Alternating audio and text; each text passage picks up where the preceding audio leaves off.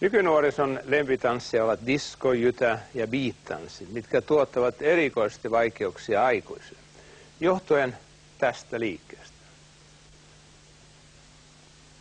Tässä täytyy päästä oikeaan diskofiilinkiin, että tämä onnistuu.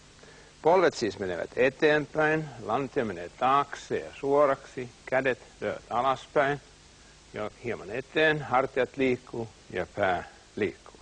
Tämä on siis tärkein perusliike diskotanssissa. Seuraava on vasen jalka sivulle, 1, oikea yhteen 2, oikea jalka sivulle 3, 4. 1, 2, 3, 4. Nostamme reilusti polvia ja nostamme jalkoja. Siis 1, 2, 3, 4, 1, 2, 3. Lisäämme tähän kanta-askeleen. 1, 2, 1, 2, 1, 2, 1, 2, 1, 2, 2. Nyt juoksemme taaksepäin. 1, 2, 1, 2. Käännämme varpaat hieman ulospäin.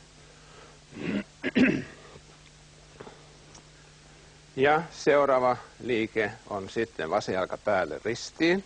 1, oikea jalka suoraan taakse, vasen jalka sivulle, oikea päälle ristiin. Siis 1, 2, 3, 4, alas, taakse, sivulle, ristiin.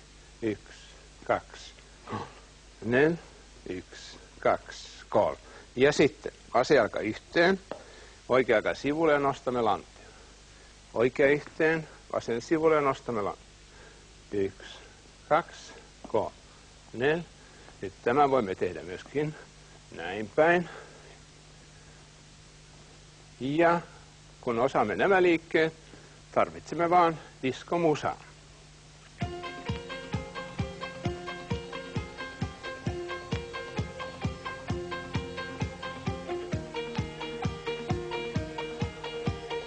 Ja nyt kaikki tanssimaan meidän omaan diskoon.